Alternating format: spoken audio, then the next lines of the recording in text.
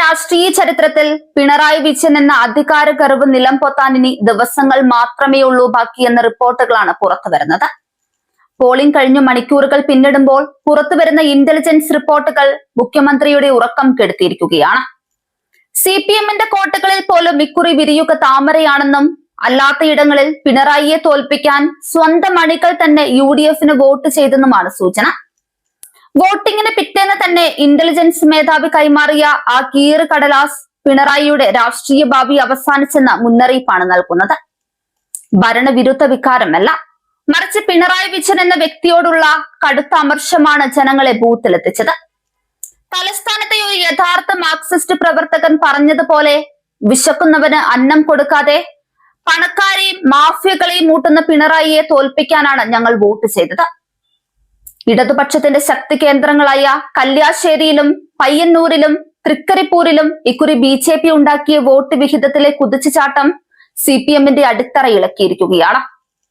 BJP-യുടെ vote വിഹിതം 19.73% കടന്നുയരുമ്പോൾ അത് വെറും കണക്കല്ല, മറിച്ച് മോദി സർക്കാരിന്റെ വികസന നയങ്ങളിൽ വിശ്വസിച്ച് ഇടതു കുടുംബങ്ങൾ നടത്തിയ വിപ്ലവമാണ്.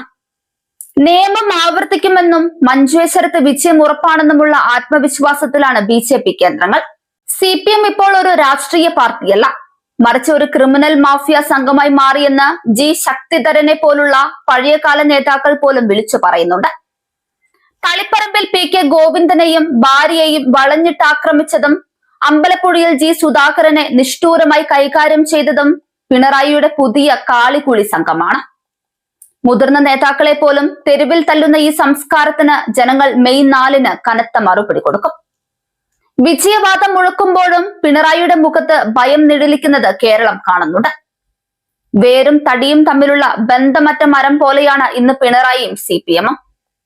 അഴിമതിയും സ്വജന പക്ഷപാതവും മുഖമുദ്രയാക്കിയ ഈ സർക്കാരിനെ അറബിക്കടലിൽ എറിയാൻ കേരളത്തിലെ മതനിരപേക്ഷ വോട്ടർമാരും BJP പ്രവർത്തകരും കൈകോർത്തു കഴിഞ്ഞു. മെയ് 4-ലെ വിധി പിണറായി വിജയൻ എന്ന ഭരണാധികാരിയുടെ രാഷ്ട്രീയ അന്ത്യമായിരിക്കും കുറിക്കുക.